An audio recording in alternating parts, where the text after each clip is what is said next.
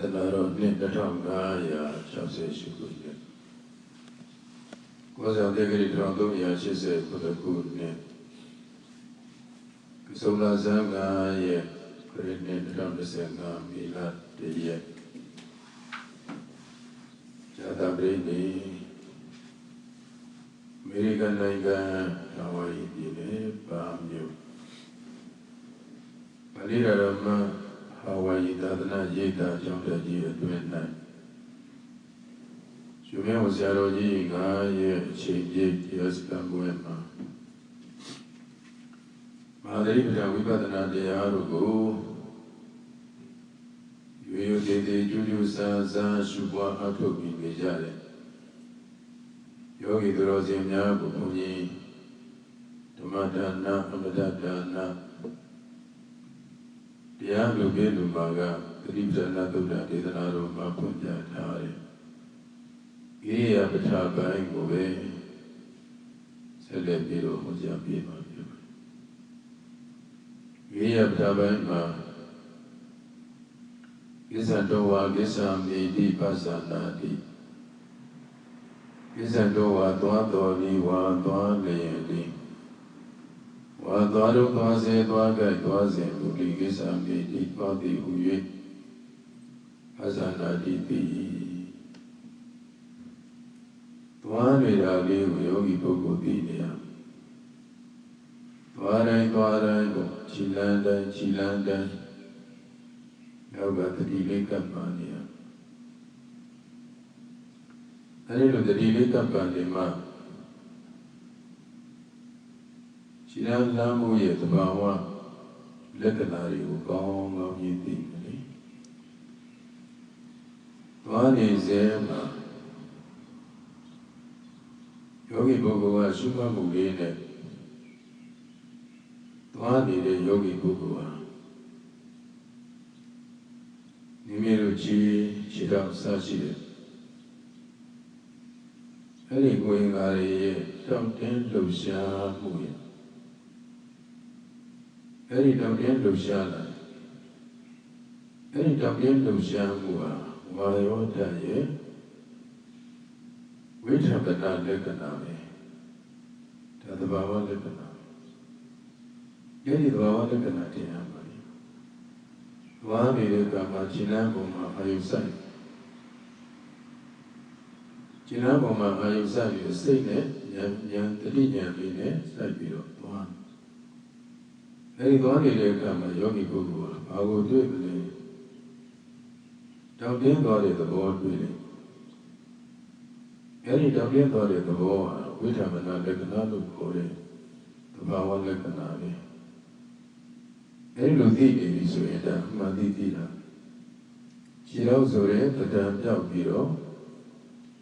Dublin, Wallan, Dublin needed the war would be. The Bawa Lekanadu would be. The Guardian Mayogi Bogu Ashu. Yana and Belani. Surely they have come, but you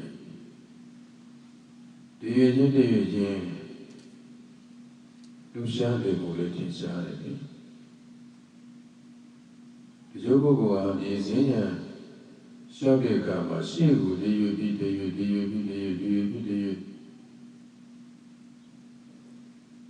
Anyway, you, Body, and Lucian did the boat to you. Any Lucian why you die? The moody Renalo Kore, Gisa Data Kore. DVD, you shall be the Holy Upi. And why you die, Lucian Upi? Tago, the moody Renalo Kore. Now, the Lord Lazaro. Tuani Kama, are you meeting the Yogi Bogu? Senior Magu, are you meeting the very massive of the Yog? Senior, are you go for missing Mishi? Hey Kama, she swear like the loot, not don't like the loot. She will do, don't go near the bow. သို့မဟုတ်ဆွဲဆောင်နေတဲ့သဘောအဲ့လိုတွန်းပို့ဆွဲဆောင်နေတဲ့အချင်းဟာဒါဝါယောဒရဲ့မိရိနိရဏပစ္စုပ္ပန်ပဲဒါယောဂီပုဂ္ဂိုလ်ဟာတကယ်တည်ချာချာရှုမှတ်ရင်သဘာဝလက္ခဏာလေးဝိဓမ္မနာလက္ခဏာကိုလည်းသဘာဝလက္ခဏာလေးထင်နေတော့ပြင်းနေတဲ့သဘောသမုဒိရဏလို့ခေါ်တဲ့ရွေချင်းတရွေချင်းရွေချမ်းနေမှုတွေကိုလည်းပဲယောဂီပုဂ္ဂိုလ်သင်စားသိရနောက်ကိုလိုရာပဲသွားတဲ့အခါမှာရှိဘက်သို့တွန်းဆောင်ဆွဲဆောင်နေတယ်လို့တွန်းပို့နေတယ်လို့ဆွဲဆောင်နေတယ်လို့ရှိကဆွဲလိုက်တယ်လို့နောက်ပဲတွန်းလိုက်တယ်လို့ရှိကဆွဲလိုက်တယ်နောက်ပဲတွန်းလိုက်တယ်လို့အဲလိုတွန်းပို့ဆွဲဆောင်နေတဲ့အချင်းရာအနေအချင်းဝိနည်းရတဲ့ပစ္စုပ္ပန်အနေအချင်းထင်ယောဂီရဲ့ဉာဏ်ထဲမှာလူထင်တာအဲလိုထင်အောင်ယောဂီပုဂ္ဂိုလ်ရှိရတာသမဂဆံဃာလေးယောဂီဟာညာလန်းတယ်ပြေလန်းတယ်ဒီလောက်လည်းမပြီးဘူးကြွားတယ်ချတယ်ဒီလောက်လည်းမပြီးသေးဘူးကြွားတယ်လန်းတယ်ချတယ်ရှုမှတ်တဲ့အခါကျတော့ဒီလိုအဝိနည်းရတဲ့လက္ခဏာတွေဒီဟာတွေကိုအကုန်လုံးဝိသမနာလက္ခဏာတွေကုန်ထင်နေရအဲ့ဒီသဘောတွေထင်နေပြီဆိုရင်ဒါယောဂီပုဂ္ဂိုလ်ဟာတကယ်ကိုယုံနဲ့သဘာဝယုံနဲ့တွေ့နေတာအဲ့ဒီသဘာဝယုံနဲ့လေးတွေကိုမြင်အောင်ဒီချာဆုစိုက်ပြီးရှောက်ဒီချာတဏှာလမ်းပြီးယုံနဲ့မပြီးပါဘူးဒီချာလမ်းနေတဲ့ကံမှာပြင်းတောင်သွားတာလားရွေ့သွားနေတာလားတွန်းဆောင်တယ်လို့ဖြစ်နေသလားဒီချာကြည့်ပြီဒီချာကြည့်ဆိုတာပဂရိမျက်စိနဲ့ကြည့်ရမှာလားဉာဏ်မျက်စိနဲ့ကြည့်ရမှာလားဉာဏ်မျက်စိနဲ့ကြည့်ရမျက်စိနဲ့ကြည့်ဒီချာကြည့်တရားမို့သွားတာသွားမှသိသေးချာချာမြင်အောင်ကြည့်ဆိုတဲ့သံဃာလေးပေးတာအဲဒီလိုကြည့်တဲ့အခါမှာတော့ပြင်းနေတာတွေ့ရ၏ရွေ့နေတာတွေ့ရ၏အဲ့ဒါဝါယောတတ္တိဆိုပြီးကိုပြောတာ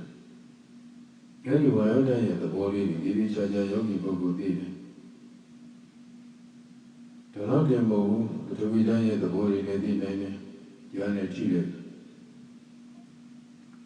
ဘုရားသဘောလေးတဲ့သဘောဖြစ်နေဒီဆိုတဲ့အဘုဒ္ဓတဲ့သဘောတွေလည်းသိနိုင်တယ်အဲဒီလိုသိနေပြီဆိုမှအမှန်သိကိုယ်လေခြေတော်ဆိုတဲ့ပညာတရားပြောက်ပြီးတော့ပရမတ်အဲဒီမှာသဘောလေးသိတယ်အဲဒီလိုသိပြီးတော့ရှုသွားနေဒီဝိပဿနာဉာဏ်လေးကနေပြီးတော့စစ်စစ်တက်ပြီးတော့နောက်ဆုံးရတ္တဉာဏ်ဘုရားဆက်ရောက်ဉာဏ်နဲ့ကြည့်အောင်ဖြစ်နိုင်တယ်လေဘယ်လိုဒီလိုကျုံးမှာသာသနာတော်ကြီးထုံးကားတဲ့ချိန်တော့ဒီလိုကျုံးဒီလိုကျုံးရဲ့သာသနာထုံးကားတာတွေလေးလာဖတ်ရှုကြည့်ရတယ်အကြစရာတွေကောင်းကင်ကနေသံဃာတော်ကြီးယဟန်တော်ကြီးသွားတယ်အဲ့ဒါမှရေမထိုးလို့တောင်သူတွေတော့မှပြစ်တည်ယူပါစိတ်ပြူကြတဲ့ပုဂ္ဂိုလ်ရဲ့အဲ့တော့သံဃာတော်ကြီးရဲ့ကြွနေတဲ့အခါမှာအဲ့ဒီမှာရောင်လေးကိုသံဃာတွေနဲ့ပြိတ်နေလို့ဒီလောက်ကြည့်အောင်သံဃာတော်ထုံးကားခဲ့တဲ့ဒီလိုကျိုးအဲ့ဒီမှာဒီလိုကျိုးမှာအာဘုဒ္ဓဒေဝမတိဆိုဒီမတိကြီးအဲ့ဒီမှာအကျစရာကောင်းတာကသုခသွားတဲ့ကာမဖြစ်စီဘယ်ဝဲသွားခြေလမ်းတိုင်းခြေလမ်းတိုင်းကိုရှုမှတ်ဖို့တတိမလုပ်ဘူးအာဘုဒ္ဓဒေဝမတိကြီးဆိုရင်ဒီပေါင်း20လောက်ကြည့်အောင်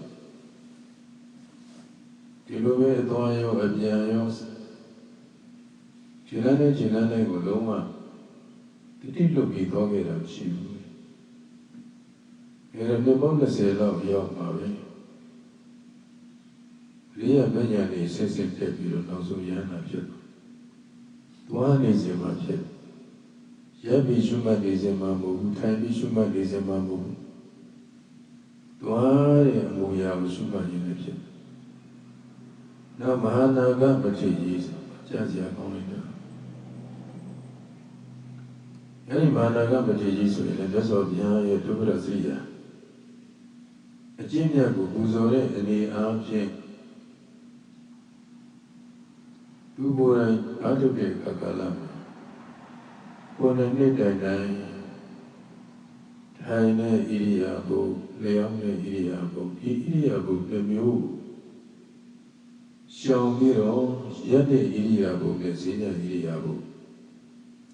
အဲဒီဣရိယာပုတစ်မျိုးနဲ့အားထုတ်ထိုင်တဲ့ဣရိယာပုလျောင်းတဲ့ဣရိယာပုလုံးဝရှောင်တာသို့တော်လည်းပဲဒီမထေရကြီးတွေဆုံးဖုံးပြီးတော့ဘယ်လိုဖုံးပြီးတော့ခြေဖုံးကြီးတွေဖုံးပြီးတယ်လို့လားဆိုတော့မဟုတ်ပါဘူးအဲဒီဆုံးဖုံးပြီးတဲ့အချိန်မှာတော့ထိုင်ပြီးတော့ဖုံးပြီးပါနောက်ပြီးတော့ကျမ်းမာရေးဆောင်ရွက်တဲ့ကံမှာလည်းထိုင်ပြီးတော့ဆောင်ရွက်တယ်မှာဒီချိန်လေးပြင်မလို့အနားယူတဲ့အနေအချင်းမထိုင်မလဲခြေဖုံးကြီးတွေကြတော့စားတဲ့ကံမှာလည်းမတ်တက်စားဒီလိုရအမေရိကန်မှာရှိတဲ့ပုဂ္ဂိုလ်ဘုရားပြန်မှာဖျားဖို့သွားနေကြတာအဲဒီသွားရတဲ့ပဲအဲဒီအိန္ဒိယမှာချင်းဖုန်းကြီးတွေခုချိန်ကြီးအောင်ချင်းသာသနာရှိသေးတယ်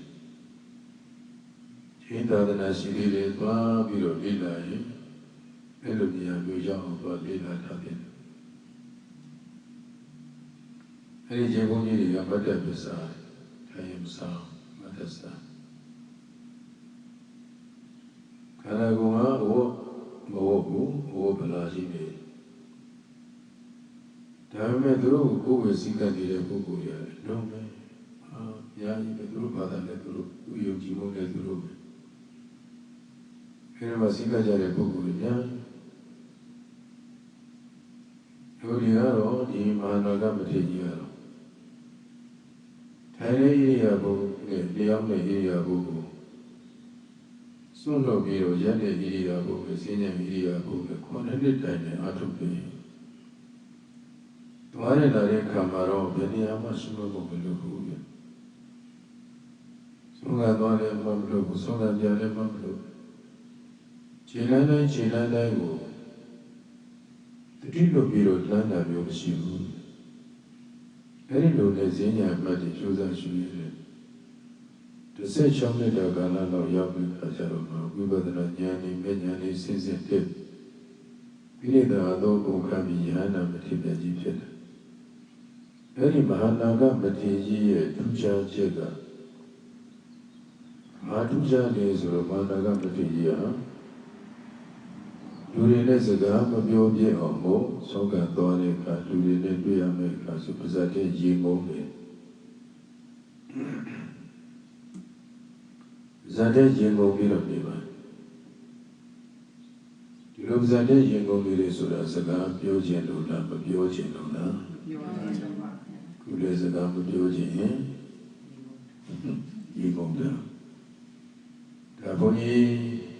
စလိုင်းတောင်မှာ၄နှစ်လောက်နေခဲ့ပါအဲဒီမှာလေရေငုံကြောင့်ဆိုတာရှိပါတယ်ဒီကနောက်ပိုင်းဆရာတော်တွေကတော့ငုံမအောင်ရိုးပါရှေ့ပိုင်းကဆရာတော်ကြီးတွေကအဲ့ဒီမှာနေတဲ့သုံးတဲ့ဆရာတော်ကြီး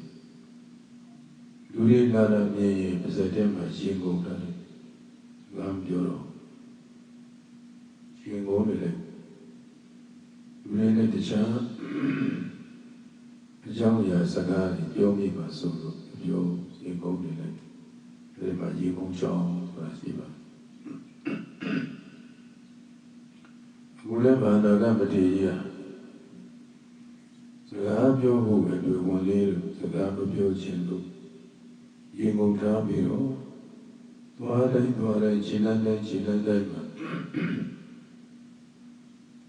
လုံးဝရှိမှမှုတတိမလွတ်စေပဲနဲ့ရေငုံပြီးလို့ဖြစ်တယ်အဲဒီလိုသွားပြန်လေတတိမလွတ်စေပဲနဲ့ခြေလမ်းတိုင်းကျင့်လာတယ်16နှစ်တာကာလရောက်တဲ့အခါကျတော့မှဉာဏ်နဲ့စဉ်စဉ်တွေ့ဒီကိလေသာအလုံးကုန်ကပ်ပြီးယန္တာမထေရကြီးဖြစ်တော်မူတယ်အဲဒီလောက်ကြိုးစားကြအဲဒီလောက်天下阿都讲。ဒါပေမဲ့လို့လည်းပဲဘုန်းကြီးတို့မြန်မာနိုင်ငံမှာတော့တရားလေး9ရက်လောက်ဝင်ပြီးလို့ဆရာပညာရောက်ပြီလေဆိုပြီးရှင်တယ်ရှိတယ်။ကုသလပညာဖြစ်နေပြီလေဆိုတော့မေးတာရှိတယ်။ဒီ9ရက်လောက်ဆိုတာကတော့တမာရီထူထောင်နေရတော့မရှိသေးတယ်လေ။ဘာညာမှရဘူးဆိုတော့မလို့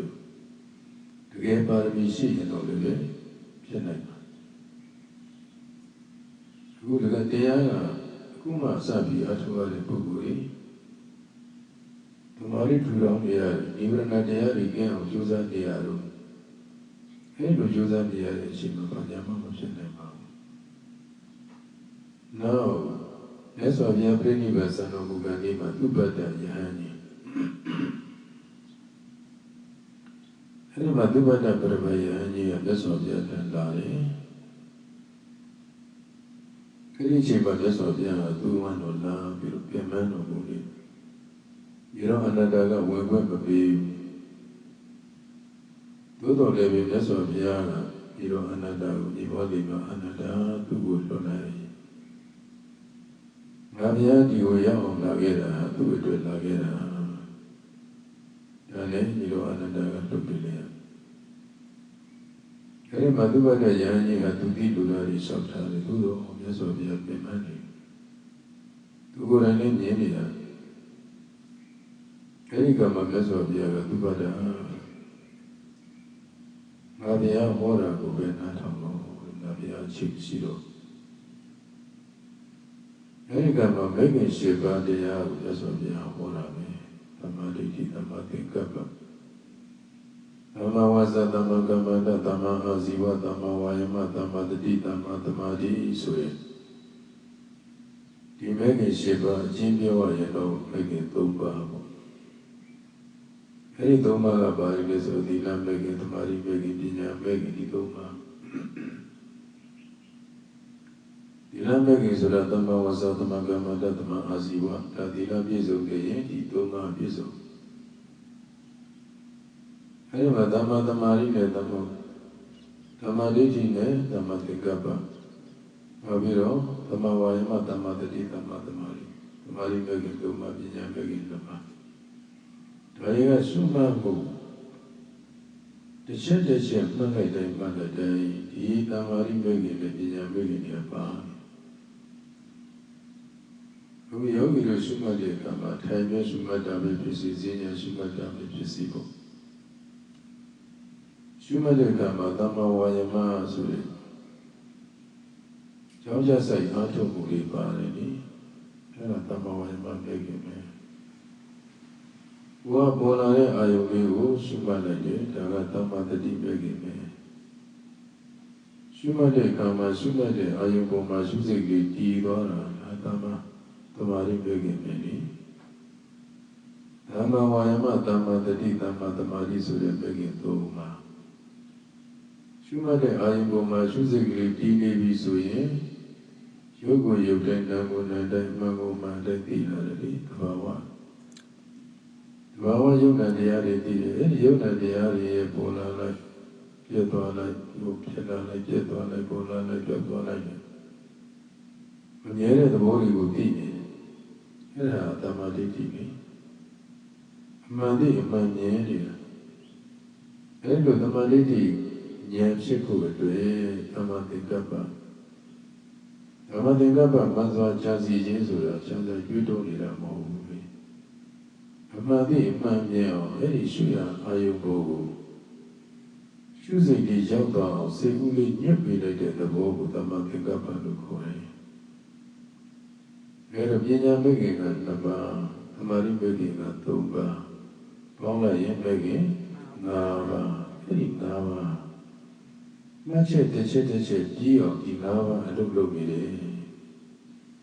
ဘောင်းတယ်ဘောင်းတာလေးပေါ်လို့ဘောင်းတယ်လို့ရှုလိုက်ဒီ၅ပါး။ဘယ်နာလေးပေါ်လို့ဘယ်နေလေးရှုလိုက်ဒီ၅ပါး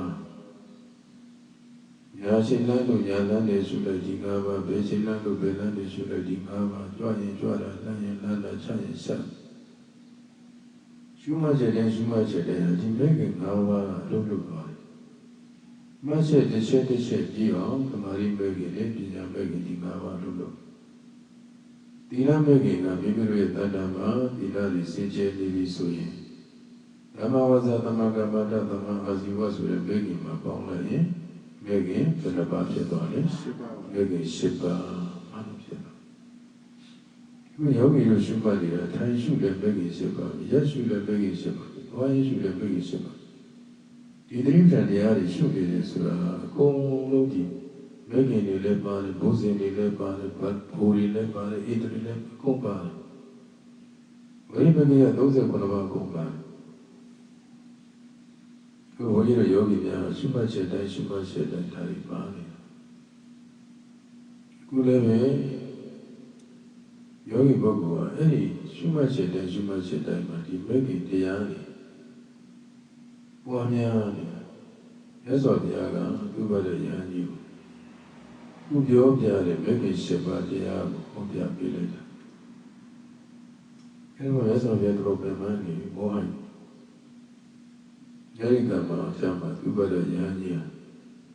Do by the Brava Yanya, best of Yago, you did pupilo. As of Yachangani, Quabiro, Eddie, engine, Uyedo, and my senior shop should money. Pelusumani Rame, Yanya Bishumani.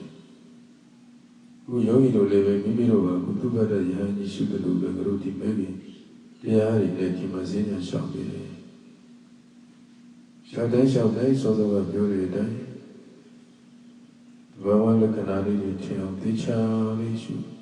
Tam Demi, the Holy Tisha, the Ocean. The Yamidi, Judy, the Holy Tisha, the Ocean. Now I don't bother to see us whether the Lord Carriage, you like the Holy Tisha, the Ocean.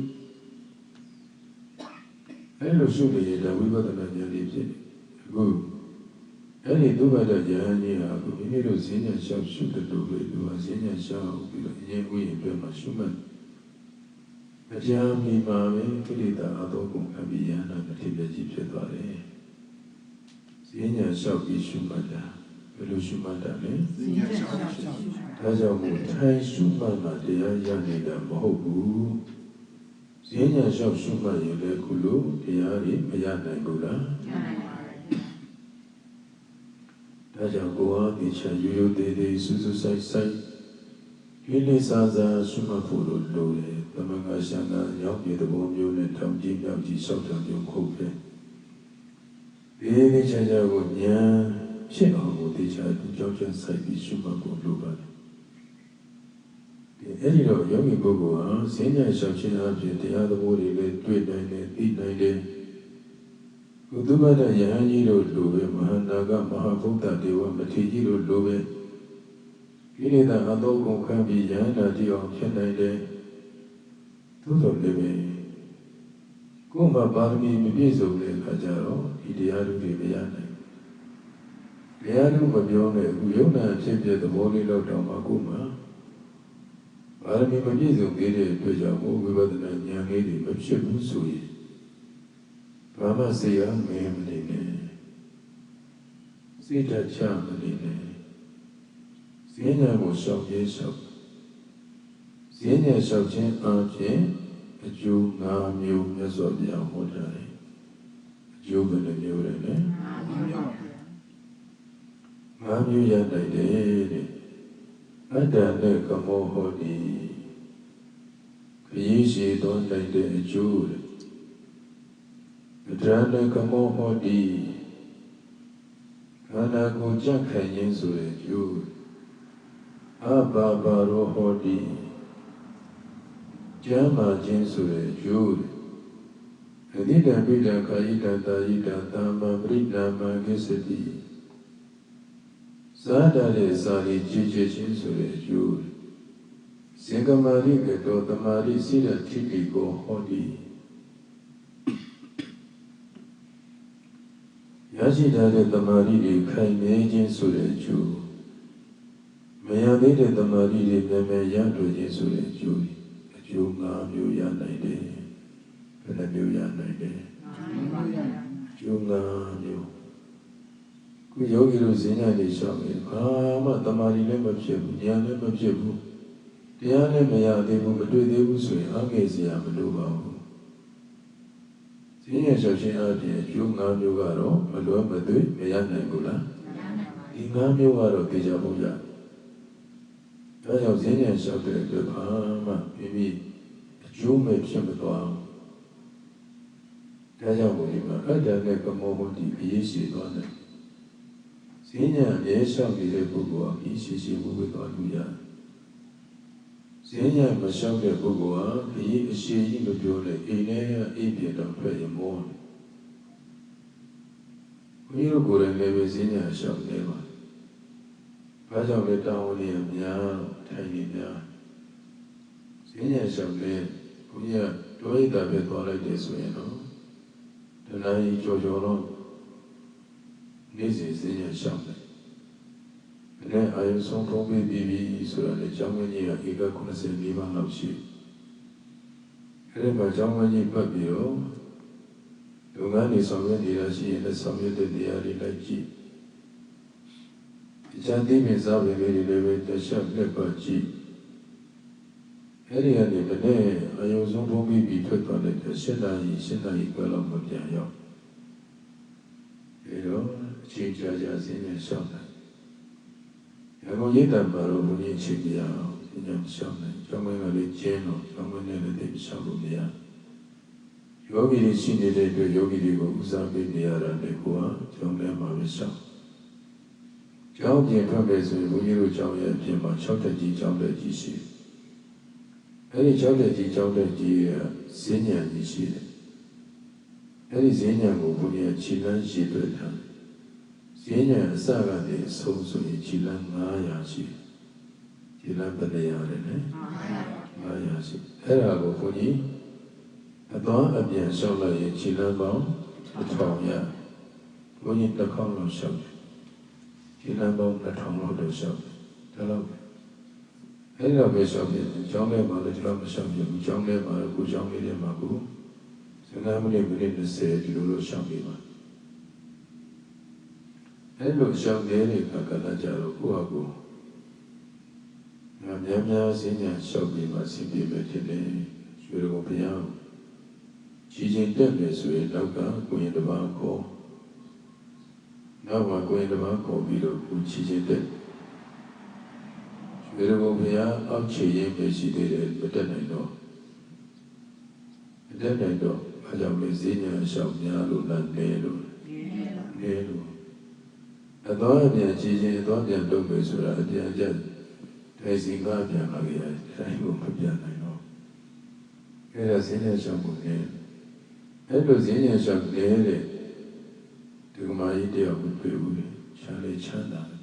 ပြောရင်တော့ဘိတ်တထေးတွေရှင်းတော့မှဘိတ်တထေးဘီနာနဲ့စက်တွေကြီးတွေနဲ့စီဝါရေးလုပ်ကြတဲ့ပုဂ္ဂိုလ်တွေဆိုတော့ရန်ကုန်မြို့မှာသမထရုပ်ရှင်ရုံလမ်းမှာရှိတဲ့ခြံွက်ကျဲအဲ့မှာသုတ္တတကြီးရှိတော့မရှိတော့ခုမဟုတ်လူငယ်တဲ့နေပေါင်း40ကျော်လောက်ကဘုန်းကြီးရောက်ဘူးသုတ္တကြီးနဲ့ကိုပြုစုမဲ့ပုဂ္ဂိုလ်တွေလည်းအများကြီးနဲ့အဲ့လိုဆိုတော့ဒီကမာကြီးဟာဟောင်းလို့တော့ဒီကချမ်းချမ်းသာသာပဲအဲဒီလိုနဲ့ဒီကလည်းမိဖို့ကြောင့်မိဖို့သာကတော့ကစဉ်းစားမှစားဘုမပြင်ပေးတရားပြင်ပေးဘုမတော့နောက်ဆုံးကြတော့နည်းနည်းလေးလှုပ်ရှားလိုက်ရင်ကိုပဲမောတယ်အဲဒါဒီမေဇဝဲကပဲရောက်လာလေဆိုအေးရပြီရောက်အေးရပြီကလေးမောင်ကနေဇဝဲကိုကပ်ပြီးစားတဲ့ဆင်းရောက်အဲ့ဒါမှဘုန်းကြီးကိုတရားအထုတ်ချင်ပါလေလို့ရရှောက်ဘောအထုတ်ရည်တနာဘောဘုရားပြောစီရတာအဲ့တော့သူကလည်းဒီလိုဓမ္မယုံနဲ့နင်းနေရာလေးကိုပြေးပါဘုရားတော့ဘာမှပြန်ဖြေခဲ့ပါဘူးဓမ္မကြီးလာတဲ့ကဘုန်းကြီးစီလည်းချောင်းချလိုက်ပြောအဲ့မှာသူတရားဝင်ကိုလာတဲ့ကချောင်းချတော့ဘုန်းကြီးကတရားချတာရေးယုံကန်းအဲ့ဒီဓမ္မကြီးနာမည်တော့ပန်းထေလို့ခေါ်တယ်အဲ့ဒီတော့ပန်းထေလာလို့ရှိရင်ဟိုဘက်ကစန္ဒန်မြေဇေယျကိုပို့လိုက်ဝိသုဒ္ဓေယပို့လိုက်ဘ ဘာယဓမ္မယုံနဲ့အဝေးဆုံးရှိပြန်တော့ပြန်အဲ့ဒီမှာပို့တယ်အဲ့ဒီမှာဆန္ဒနဲ့ဇေယကလည်းအနေပိုင်းနေဖြစ်ပြန်တော့ပို့တယ်အဲ့ဒါနဲ့ပို့လို့ဒီမှာရဲ့အဲ့ဒီမှာနေရရှာသူကတောင်းဆိုမှုကြောင့်ကလေးသူ့ကိုဆောက်ရှောက်ဖို့နေအောင်တော့ခေါ်ပြရစီခေါ်လို့ရတယ်ခေါ်ခဲ့အဲ့ဒီကလေးနှစ်ယောက်ကသူ့ကိုတွေ့ပြီးတော့လေရှောက်လိုက်နားလိုက်ထိုင်ပြီးတော့နားလိုက်အထရှောက်လိုက်ဘာယဓမ္မယုံရောက်ဖို့အတွက်သူကအထိုင်ထားဖို့ဘုန်းကြီးတို့ထင်တယ်30ကျော်လောက်ထိုင်ထားအချိန်မှာအဲ့လိုဒီတော့တနာစရာလေးပေါ့အဲ့တော့ဘုန်းကြီးကတော့ဈေးနဲ့ရှောက်ပြအောင်ကိုလုပ်တာနောက်တကဓမ္မယုံရောက်ပြန်တော့လည်းပဲဘုန်းကြီးကိုရှောက်တယ်ဆရာတော်လည်းဒီလိုဈေးနဲ့မရှောက်ပြရစီနဲ့မောဒီမကြီးကဘုန်းကြီးကဟိုမှာစီစဉ်ထားပြီးပြီဓမ္မယုံနဲ့ကြည့်လိုက်ဟိုမှာတော့ဒီဘက်တော့မဒီဘက်မှာနာယမကရတဲ့တလုံးဒီဘက်နာယမကရတဲ့တလုံးချတာဓမ္မကြီးဒီဘက်ကနေရှောက်ဟိုဘက်ကျတော့ကရတဲ့ကောင်မနားလိုက်ဟိုဘက်ကနေဒီဘက်ရှောက်လာရင်ဒီဘက်ကရတဲ့ကောင်မနားလိုက်အဲ့လိုနားရင်လည်းရှောက်ပါဆိုပြီးပြောတာဓမ္မကြီးကရှောက်ဒီဘက်ရောက်ရင်နားလိုက်ဟိုဘက်ရောက်ရင်နားလိုက်အဲ့ဒီလိုနဲ့သူရှောက်နိုင်လာတဲ့အခါကျတော့ရဲနေတစ်ခေါက်ကိုခုတ်ထုတ်ပြန်ပြီးမနာပဲနဲ့ဒီဘက်ကျမှနားနောက်ကြတော့အဲ့ဒီလိုလည်းပဲဒီကလည်းနားတာနေနေပြီးတော့နောက်ကြတော့မိနစ်30မှနောက်ကြတော့45မိနစ်နောက်ကြတော့တနာကြီးလုံးဝမနာပဲနဲ့သူရှောက်လိုက်သွားသူရှောက်လိုက်သွားတယ်ဘုန်းကြီးကသူကျေးဇူးတင်ပါသူအဲ့မှာဈဉ္ညာရှောက်တယ်တနာကြီးမနာပဲနဲ့ကိုယ်မထိုင်စရာမလိုတော့ဘာကြောင့်လဲဆိုတော့သူကိုယ်၌ကဖြစ်ချင်တာသူကိုယ်၌ကဒါကိုလုံးဝဖြစ်မယ်ဆိုတော့ဆုံးဖြတ်ပြီးတော့လာခဲ့တာဖြစ်တဲ့အတွက်ကြောင့်မို့သူဆုံးဖြတ်ချက်တိုင်းရဲ့ညွှန်ကြားတဲ့အတိုင်းကိုလိုက်နာပြီးတော့အားထုတ်တာဒါကြောင့်ဈဉ္ညာလျှောက်ခြင်းအပြင်ခရီးရှည်ရှည်ဝေဝေသွားနိုင်တယ်တဲ့အတ္တနဲ့ကမောဟောတိနောက်တစ်ခါနံပါတ်2ပဋ္ဌာန်းနဲ့ကမောဟောတိဈဉ္ညာလျှောက်ခြင်းအပြင်ခန္ဓာကိုယ်ကြံ့ခိုင်မလားမကြံ့ခိုင်ဘူးလားခန္ဓာကိုယ်ကြံ့ခိုင်ခန္ဓာကိုယ်ကြံ့ခိုင်လာပြီဆိုရင်ကိုယ်စိတ်ဓာတ်ရောမကြံ့ခိုင်ဘူးလားစိတ်ဓာတ်မကြံ့ခိုင်ကိုယ်ရောစိတ်ရောကြံ့ခိုင်ဒါကြောင့်စိတ်ဓာတ်ချတဲ့ပုဂ္ဂိုလ်ဈဉ္ညာနဲ့ရှောက်ဈဉ္ညာနဲ့ရှောက်ဈဉ္ညာနဲ့ရှောက်ရင်အဲဒီပုဂ္ဂိုလ်ခန္ဓာကိုယ်ကြံ့ခိုင်လာရင်စိတ်ဓာတ်မကြံ့ခိုင်လာစိတ်ဓာတ်ချတဲ့ယောဂလုံးဝပြည့်ပြောက်သွားတယ်ဒါကြောင့်နံပါတ်2ကပဒံနဲ့ကမောဟောတိအဲဒီပုဂ္ဂိုလ်ဟာကိုယ်ရောစိတ်ရောချခိုင်လာလိမ့်မယ်တဲ့နောက်တစ်ခါနံပါတ်3ကအပါပါရောဟောတိဈဉ္ညာလျှောက်တဲ့အတွက်ချပါလိမ့်မယ်ဒီကရေးအားလုံးပေါ့နော်ချမ်းပါခြင်းတလားမချမ်းပါခြင်းမူလားချမ်းပါခြင်းချမ်းပါတဲ့အတွက်အသက်တူမှလားအသက်ရှိမှလားအသက်ရှိခြင်းရင်ဘာလို့ရမလဲဈဉ္ညာလျှောက်ဈဉ္ညာလျှောက်ကျမ်းမာပြီးတော့သက်ရှိလိမ့်မယ်လေဈဉ္ညာလျှောက်တဲ့အတွက်ဒါဘုန်းကြီးတို့ဒီမန္တလေးကဆရာဝန်တွေပါမယ်ဒီအမေရိကမှာအဲ့မှာဒါအဲ့ဒီဆရာဝန်ကြီးကဘုန်းကြီးကို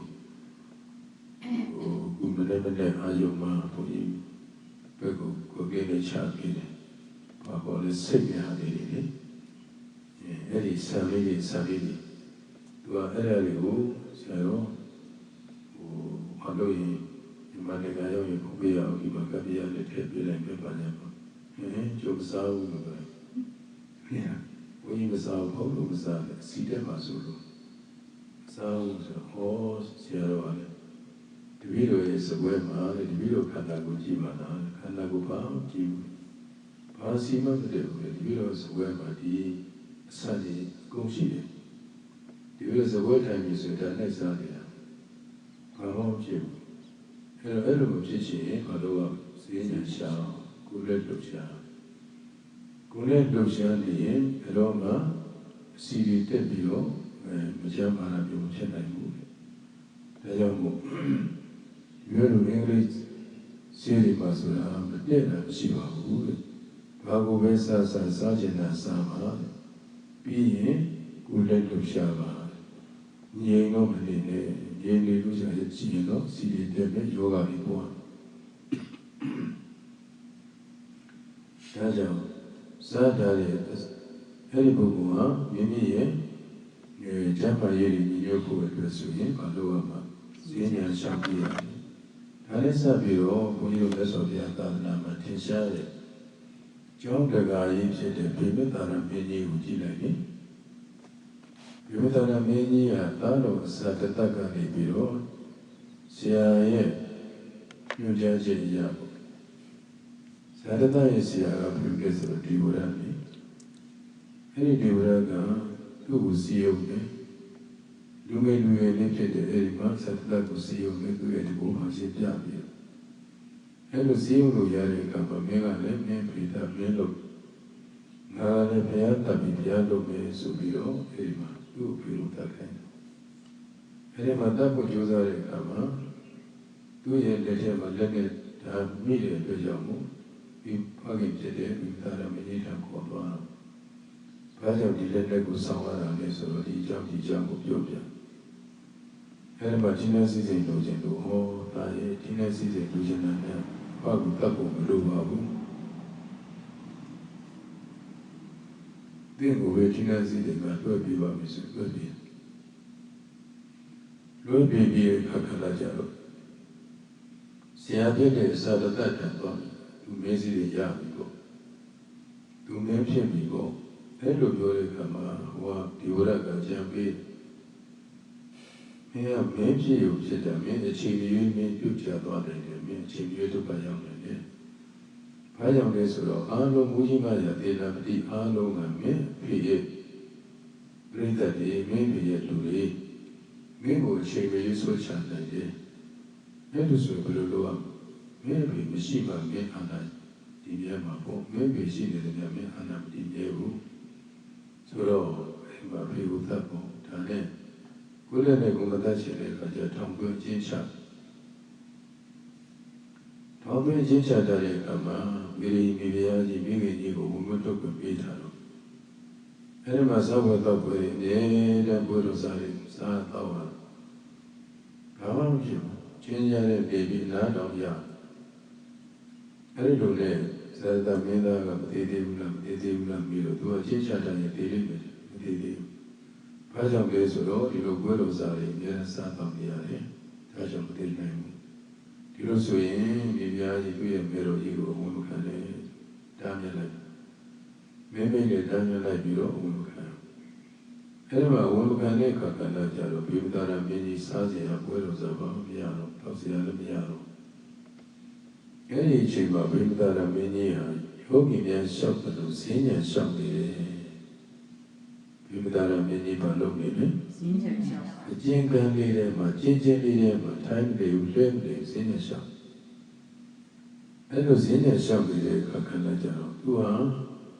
ရသော်ဘုရားရာဇဂိုမြို့ကိုပထမဦးဆုံးကြွလာတဲ့အချိန်လေးက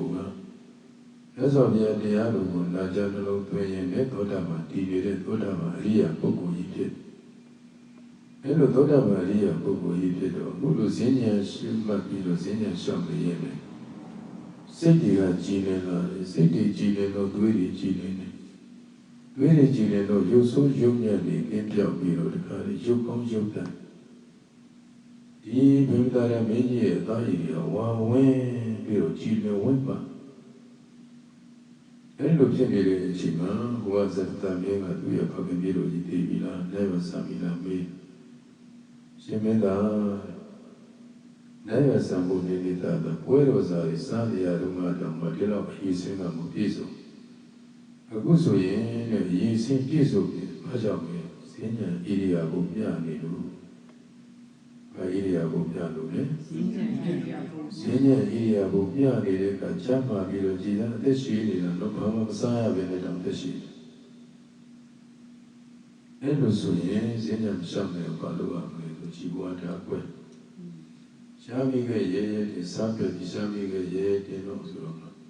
ကဲဒီလိုဆိုရင်အဲ့ဒီမှာအမေချမ်းပါလေအမေချမ်းပါလေတဲ့အခါကြည်ပွားဒါကွယ်စားပြပြီးတော့ရှားမိခဲ့တင်တော့ဈဉ္ဉံရှောက်နိုင်သေးလားမရှောက်နိုင်ပါဘူးအဲ့ဒီမရှောက်နိုင်တော့တဲ့အခါမှာပဲသူလည်းရဆန်သွားတယ်ပြီးသွားဒါကြောင့်ဈဉ္ဉံရှောက်ခြင်းအပြင်ချမ်းသာပြီးတော့အသက်တိုးမလားအသက်ရှည်မလားဗျာအသက် သက်ရှင်နိုင်တယ်ဟောဒီပြုပတာရမင်းကြီးကိုပဲကြည့်တော့ဘာသာမှမစားရမနဲ့တော့သက်ရှင်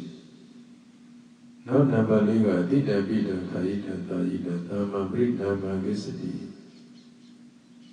ဈဉ္ဉံလျှောက်ခြင်းအားဖြင့်စားထားတဲ့အစာတွေကြီးကျယ်တယ်စားထားတဲ့အစာတွေဘာဖြစ်လဲကြီးကျယ်ပါတယ်စားကြီးကျယ်ရင်ချမ်းပါပဲချမ်းပါရင်အသက်ရှိပါပဲဒီလိုလေအဲဒါစားထားတဲ့အစာတွေကြီးကျယ်တော့မျိုးယောဂီဘုရားယောဂီတို့စင်များလည်းပဲကုသိုလ်တွေခုံးပေးပြီးဆိုရင်ဈဉ္ဉံလျှောက်ဈဉ္ဉံလေးတက်တော်တဲ့နေရာမှာဈဉ္ဉံလျှောက်အဲလိုဈဉ္ဉံလျှောက်နေတဲ့အခါကျမိမိစားထားတဲ့စာတွေအားလည်းကြီးကျယ်ပါကြီးကျယ်သွားတဲ့အတွက်ကြောင့်မို့လည်းပဲချမ်းသာပြီးတော့အသက်ရှည်နိုင်တယ်ဒါကြောင့်ဈဉ္ဉံကိုလျှောက်ပါတစ်ချက်မှလည်းပဲမှန်တစ်ချက်သုံးချက်မှလည်းပဲမှန်ချက်တူမှန်ဈဉ္ဉံသာလျှောက်စားထားတဲ့စာတွေဘာစား၆ပဲစားတောင်ကြည့်နိုင်တယ်ဈဉ္ဉံသာလျှောက်အဲတော့ကိုယ်ဒီထဲမှာမတည့်တဲ့စာတွေပါလေစားကိစ္စမရှိဘူးစားဈဉ္ဉံသာလျှောက်ဈဉ္ဉံသာလျှောက်ရင်စားထားတဲ့စာတွေအကုန်ကြည့်ချက်သွားတယ်နောက်တစ်ခါနံပါတ်5စကမာရိကတောသမာရိစိရချိတိကိုဟောတိ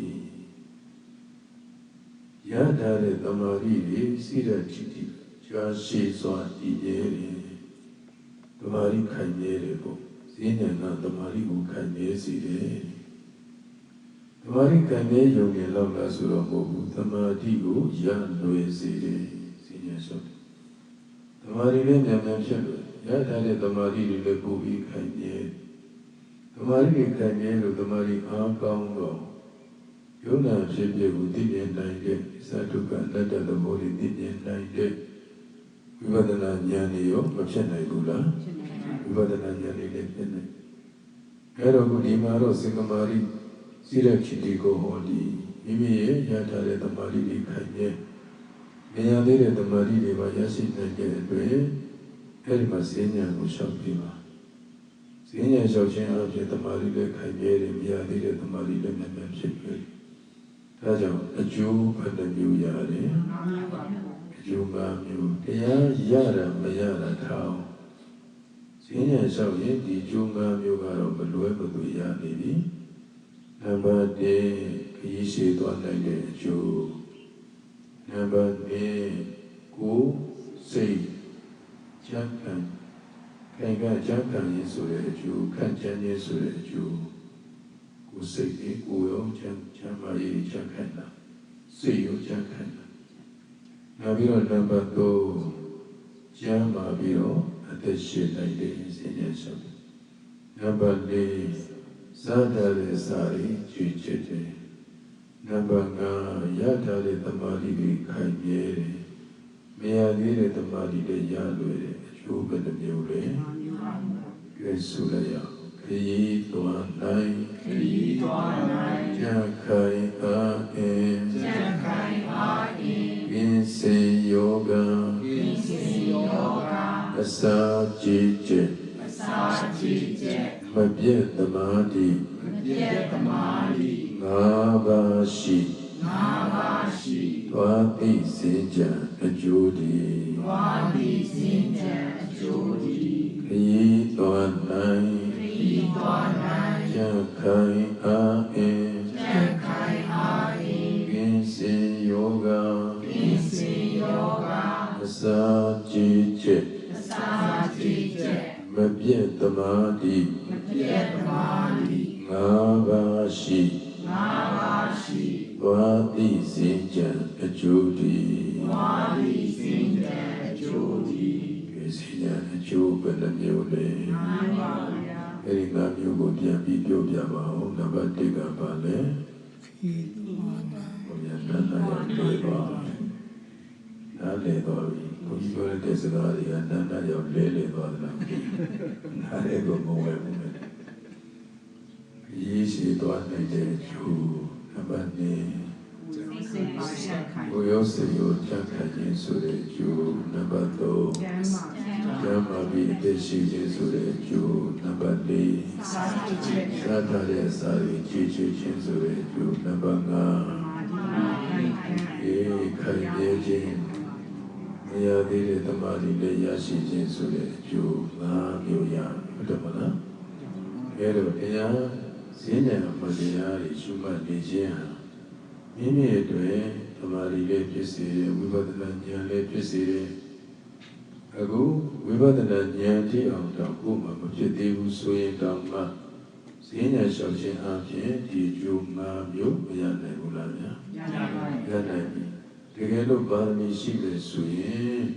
ဘုန်းကြီးတို့ကိုသုဘတယဟန်ကြီးတို့ကဲ့သို့ဈဉ္ဉံလျှောက်ခြင်းနဲ့ယဟန္တာတိအောင်ဖြစ်နိုင်တယ်မဟာဗုဒ္ဓဒေဝမထေရကြီးတို့ကဲ့သို့မဟာနာဂမထေရတို့ကဲ့သို့ဈဉ္ဉံလျှောက်ခြင်းနဲ့လည်းပဲတရားသူတွေယဟန္တာတိအောင်ဖြစ်နိုင်ဘူးလားဖြစ်နိုင်ပါတယ်ဒါကြောင့်မြတ်စွာဘုရားရှင်ကိုလိုမြတ်ကြီးကဘုနာသာပရံဘိက္ခဝေဘိက္ခုကိသံတော်ဝါကိသံမိတိပသနာတိဘေကဝေယံတော်များဥจิตသာတုဘုနာသာပရံရှုမှပွားများအထုကုနောက်တစ်မျိုးကဘိက္ခုယံတိဝါတရားအထုနေတဲ့ယောဂီပုဂ္ဂိုလ်သည်ကိသံတော်ဝါသွားတော်ဤဝါသွားလျင်သည်ဝါသွားတော်သွားစေသွားကဲ့သွားစေမူသည်ကိသံမိတိသွားသည်ဟူ၍ပသနာတိတိဝံတိအောင်ရှုပါလေဣတိဟိတောဘဂဝါတို့ဘုန်းတော်သခင်ဘုရားရှင်ကိုယ်တော်မြတ်ကြီးသည်ဟောစာကောင်းစွာမသွေဟောကြားတော်မူခဲ့ပါပေတည်းသာဓုသာဓုသာဓုဆုတောင်းမြတ်ဝေကြမယ်ဤသို့ပြုရာမြတ်တော်များကြောင့်ချမ်းသာ၏ဤမေမိရှေပြီးတော့ချောင်းနာမမောက်ပဲရောက်ရပါလို့ထိုတို့ဘဝကျင်လေရတဲ့ဒုက္ခရိရံယမဝမကောင်းတရားမတွေ့ရပဲသဗ္ဗဣစ္ဆာမင်္ဂလာကိုရေကာနာတိုင်းရစေသောယနေ့ယခုပြုသည်များမြတ်ဘာသာကိုမိဘဆရာမြို့သားဟာနှင့်ဘုံမာဆောင်ချက်ဘုဆောင်နကအရင်စာ၍ရှိသမျှလုံးစုံ